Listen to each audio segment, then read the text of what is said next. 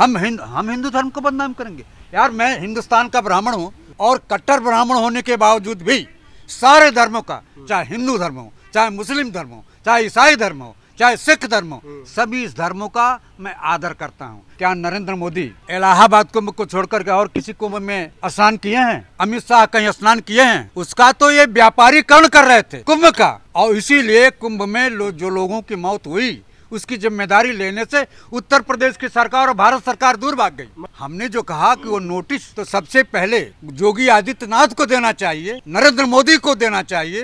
दमन और आतंक के बल पर सरकारें चलेंगी क्या? ये अंग्रेजों का सरकार है। चुनाव के नाम पर तो आप लोग माहौल बनाते हैं। आप लोग कौन कौन सा काम कराते हैं? चुनाव के माहौल पर तो एक प्लेन क्रैश करवा दिया आपने। राहुल गांधी बिहार में जाकर के बिहार के लोगों के हक और हुकूक की बात करते हैं, वहाँ के छात्रों के हितों की बात करते हैं, वहाँ लोगों के रोजगार देने की बात करते हैं, वहाँ पलायन रोकने की बात करते हैं, तो राहुल गांधी गुनाहगार है।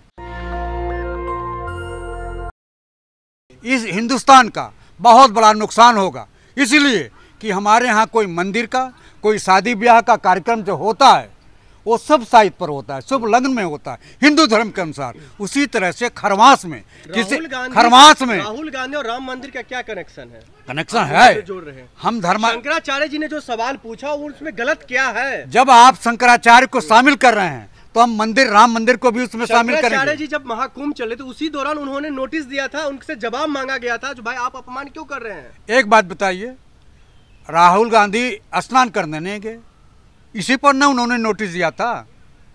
तो सारे कांग्रेस के नेता, चाहे दिग्विजय सिंह जी हो, चाहे कर्नाटका का डिप्टी चीफ मिनिस्टर हो, बहुत से लोग, प्रमोद तिवारी जी हो, सारे लोग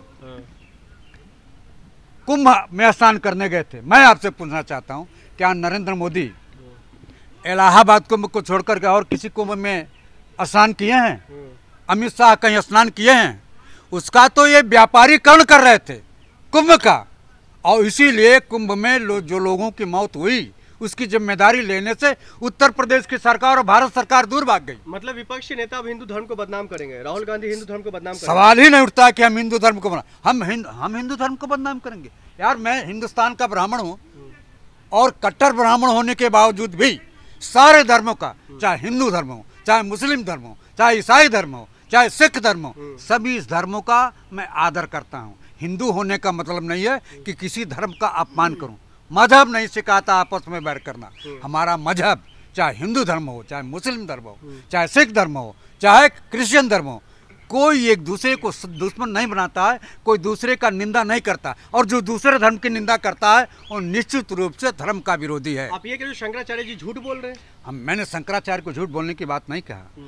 हमने जो कहा कि वो नोटिस तो सबसे पहले योगी आदित्यनाथ को देना चाहिए, नरेंद्र मोदी को देना चाहिए, उत्तर प्रदेश के सारे अधिकारियों को देना चाहिए, जो उन्होंने झूठ बोला कि वहाँ 30 लोगों की ही केवल मौत हुई है, जबकि बीबीसी बता रहा है कि वहाँ 4 दर्जन से ज़्यादा लोगों की मौत हुई है। तो सबसे पहले नोटिस राहुल गांधी के पहले योगी आदित्यनाथ को देना। राहुल गांधी कभी बिहार जाते हैं तो वहाँ के छात्रों को भटकाते हैं, वहाँ के नागरिक को भटकाते हैं, लगातार जो है उनको उकसाने की कामकाज करते हैं, तो उस पर एफआईआर होती है। तो आप बताइए, दमन और आतंक के बल पर सरकारें चलेंगी क्या? ये अंग्रेजों का सरकार है। तो ये छात्रों को जाकर के जो उकसाने का क्या मायने है? आप बताइए, वहाँ क्या कह रहे हैं वो? पलायन रोको, नौकरी दो। आपने कहा था 2 करोड़ प्रतिवर्ष नौकरी देने के लिए, कितने लोगों को आपने नौकरी दिया? चुनाव के नाम पर क्या आप लोग माहौल बिगाड़ेंगे? चुनाव के नाम पर तो आप लोग माहौल बनाते हैं। आप लोग कौन कौन सा काम कराते हैं? चुनाव के माहौल पर तो एक प्लेन क्रैश करवा दिया आपने, जिसमें वहाँ का मुख्यमंत्री मौजूद था, रूपाणी। ये आपका बहुत बड़ा गलत आरोप है, लेकिन सवाल ये खड़ा हो रहा है, जो एक तरफ बिहार में चुनाव है, दूसरी तरफ आप लोग जाते तो माहौल खराब करने की आप लोगों का आरोप लगता है। दरभंगा पुलिस तो खुलेआम आपको कह रही है। अच्छा एक बताइए, वो पुलिस किसकी है? पुलिस तो गठबंधन की सरकार है। किसकी सरकार है? नीतीश की सरकार है। तो क्या राहुल गांधी और कांग्रेस को चूमेगी? राहुल गांधी और कांग्रेस के खिलाफ तो माहौल बनाएगी। और दूसरे तरफ आप कहते हैं ना, आप सिंदूर, ऑपरेशन सिंदूर के नाम पर पूरा फौजी ड्रेस बांध करके पूरे हिंदुस्तान में प्रचार कर रहे हैं, और आपका मंत्री बोलता है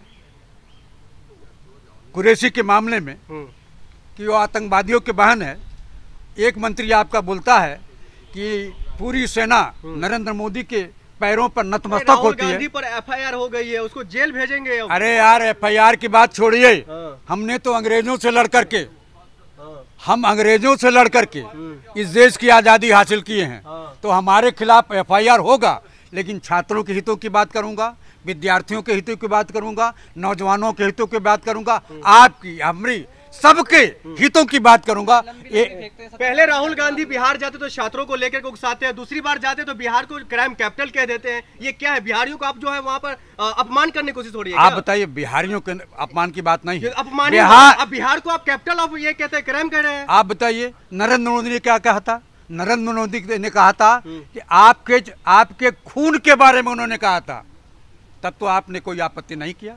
और राहुल गांधी बिहार में जाकर के बिहार के लोगों के हक और हुकूक की बात करते हैं, वहाँ के छात्रों के हितों की बात करते हैं, वहाँ लोगों के रोजगार देने की बात करते हैं, वहाँ पलायन रोकने की बात करते हैं। तो राहुल गांधी गुनाहगार है। आप ऑपरेशन सिंदूर के नाम पर राजनीति आपस में टूट फूट पड़े। तेजस्वी यादव अलग सीटों को लेकर लड़ाई लड़ रहे हैं। अब हमारे यहाँ कोई भी लड़ाई नहीं है, आप गलतफहमी में न रहिए। लड़ाई इनके यहाँ है, लड़ाई इनके यहाँ है। पासवान कहाँ जा रहे हैं? पासवान अकेले चुनाव 243 सीटों पर लड़ने जा रहे हैं। चिराग पासवान जी। तो लड़ाई इनके यहाँ, लड़ाई हमारे यहाँ कुछ नहीं। हमारे यहाँ बना बनाया खेल है। जब चुनाव की घोषणा होगी तो सारे सीटों का बंटवारा ईमानदारी से हो जाएगा। उसमें आपको और नरेंद्र मोदी की पार्टी को दिक्कत नहीं होनी चाहिए। चिराग पासवान क्यों नाराज होंगे? वो तो मोदी जी के हनुमान कहे जाते हैं। मोदी जी के हनुमान कहे जाते हैं, और नीतीश को हरवाने की पूरी जिम्मेदारी पासवान की है। पासवान ने पूरा उनके खिलाफ चुनाव प्रचार करके और नीतीश कुमार को पूरा हल्का बना दिया। नीतीश को क्यों हराना चाहेंगे? एनडीए गठबंधन का सब हिस्सा है, और सब अपने अपने राजनीति का चक्कर है। पासवान भी मुख्यमंत्री बनना चाहते हैं, बहुत मुख्यमंत्री जी। भारतीय जनता पार्टी अपने लोगों को मुख्यमंत्री बनाना चाहती है, इसलिए वहाँ इनके गठबंधन में, एनडीए गठबंधन में फूट है, तोड़फोड़ है। इसीलिए 243 सीटों पर पासवान चुनाव लड़ने बीजेपी ही खत्म करना चाहती है नीतीश कुमार को बिहार में। खत्म कर दिया नीतीश को खत्म कर दिया। जैसे महाराष्ट्र में खत्म कर दिया था उनके मुख्यमंत्री को और अपनी सरकार बना लिया, उसी तरह से नीतीश को खत्म करके अपनी सरकार बनाना चाहते हैं। कि कन्हैया कुमार लगातार वहां पर जाकर पलायन रोको यात्रा कर रहे थे। क्या लग रहा है कन्हैया कुमार को कांग्रेस पार्टी आगे कर रही है? एक बात बताइए, नौजवान है कन्हैया कुमार। कन्हैया कुमार बिहार का निवासी है, कन्हैया कुमार बिहार का नौजवान नेता है, तो उसको आगे नहीं करेंगे, किसको करेंगे हम? आप बता दीजिए। तो साफ साफ बोल कन्हैया कुमार मुख्यमंत्री चेहरा है कांग्रेस पार्टी की तरफ से। हमारा गठबंधन है, हमारा गठबंधन है। तो आपका गठबंधन, आपके गठबंधन जब ये यात्रा करते हैं, पलायन रोको यात्रा, उसमें तेजस्वी यादव हो, तेज प्रताप यादव हो, या फिर आरजेडी का कोई नेता क्यों नहीं शामिल होते? इसलिए शामिल हो रहे हैं कि ये कांग्रेस की रैली हो रही है, ये कांग्रेस का प्रदर्शन हो रहा है, ये कांग्रेस का आंदोलन हो रहा है, और कांग्रेस लोगों के हक और हुकूक की बात कर रही है। चुनाव में गठबंधन अलग बात है, और अपने पार्टी की जड़ को मजबूत करना अलग बात है। कन्हैया कुमार पे भी तो आरोप लग रहे हैं ना, जो वो लगातार सिर्फ राजनीति कर रहे हैं, युवाओं को लेकर के वो सिर्फ पलायन रोको यात्रा कर रहे हैं, लेकिन वो उसमें अपना फायदा देख रहे हैं। चेहरा मुख्यमंत्री में बदल। आप बताइए, अगर बिहार में एक कल कारखाने दिए होते, कितने सालों से नीतीश की सरकार है, इनके गठबंधन की सरकार है, नौकरी दिया इन्होंने, लोगों को पलायन रोका। और यदि कन्हैया कुमार और राहुल गांधी बिहार में जाकर के पलायन रोको की बात करते हैं, कौन सा गुनाह करते हैं भाई? अगर वहाँ का नौजवान नौकरी पाया होता, एक भी कारखाना वहाँ लगा होता, तो दिल्ली में बिहार का नौजवान, मद्रास में बिहार का नौजवान, कर्नाटका में, बम्बई में बिहार का नौजवान क्यों नौकरी के लिए भटकता? इस यात्रा से नाराज है तेजस्वी यादव, आरजेडी का पूरा कुनबा नाराज है। कोई नाराज नहीं है। इंडिया गठबंधन की सरकार बनने जा रही है वहाँ बिहार में, और नरेंद्र मोदी की हैसियत बिगड़ने जा रही है। सपने देखेंगे, रस्सी जल गई आप लोगों के, बन नहीं गया आप लोगों। मैं सपना नहीं देख रहा हूँ, मैं हकीकत की बात करता हूँ। यह लोग सेना को भी राजनीति के नाम पर अपना खिलाड़ी बना लेना चाहते हैं। नीतीश का नाम जप रहा है वहाँ पर, सवाल ही नहीं उठता है। प्रधानमंत्री गए तो थे पहले दिन पटना में, एक भी भीड़ नहीं थी, हजारों की भीड़ नहीं थी। और बिहार की जनता ने मन बना लिया वहाँ सत्ता परिवर्तन का। और आपको बताऊं बिहार में जो चुनाव होगा, मतलब आप चाहते हैं जो लालू का जो गुंडा राज था, जंगल राज था, वो फिर से वापस? अरे महाराज, किस सरकार की बात कर रहे हैं? लालू प्रसाद यादव की। लालू प्रसाद यादव 15 साल पहले मुख्यमंत्री थे। 15 साल के बाद की बात करिए ना, वहाँ शराबबंदी है और कहीं भी ऐसा देखिए कोई ऐसा चौराहा नहीं है जो अधिक दाम देने पर शराब न मिलता हो। अरे उनके बड़े बेटे बदनाम कर लड़कियों को आप क्या बात कर रहे हैं? ऐसे वो सत्ता में आएंगे? अच्छा एक बात बताइए, वहाँ का मुख्यमंत्री सीधे महिला के कंधे पर हाथ रखता है। मुख्यमंत्री जो करता है उसी की निगरानी और उसी के पीछे तो लोग चलते हैं। बिहार का मुख्यमंत्री महिला को बदनाम कर रहा है, मंच पर बदनाम करता है। आपने नीतीश का नाम कभी नहीं लिया, नीतीश का भी नाम लेना चाहिए। नीतीश राज में देख रहे बिहार विकास कर रहा है, क्या कुछ नहीं दिया बिहार को उन्होंने? आप बता दीजिए, एक को कल कारखाने का नाम ले लीजिए, किसी कल कारखाने का नाम ले लीजिए जो इन्होंने लगाया हो, एक भी बता दीजिए। अरे मोदी जी बिहार जाते कहते हैं जो वहाँ के चीनी मिल से जब चीनी बनेगा तो उसी का चाय पीऊंगा मैं। ये तो फ्रॉड आदमी है, धूर्त आदमी है। ये जहाँ भी जाता है वहाँ का निवासी बन जाता है। मेरा यहाँ का बचपन का रिश्ता है, मेरा यहाँ ननिहाल रहा है, मेरा यहाँ बहिनाउर रहा है, मेरा यहाँ फुफुआर रहा है, हर जगह उसका रिश्ता है। और वास्तविक रूप में आपको बताऊं, ये ऐसा आदमी है जिसका इस देश के किसी भी नागरिक से संबंध नहीं है। मतलब आप देश के प्रधानमंत्री को फ्रॉड कह रहे हो?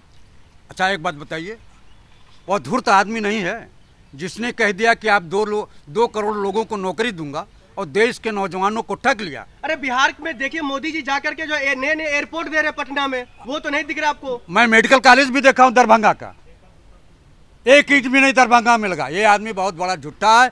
इस सदी का, इस 100 साल में जितने भी लोग हुए उतने में सबसे ज्यादा झूठ बोलने वाला, सबसे बड़ा झूठा नेता अगर कोई है तो नरेंद्र मोदी हैं। कोई बात सत्ता में नहीं आओगे। नेशनल दस्तक की आपसे गुजारिश है कि अगर इसको बचाना चाहते हैं तो नेशनल दस्तक को सब्सक्राइब करने के लिए रेड कलर के सब्सक्राइब बटन को दबाएं, फिर बेल आइकन की घंटी दबाएं।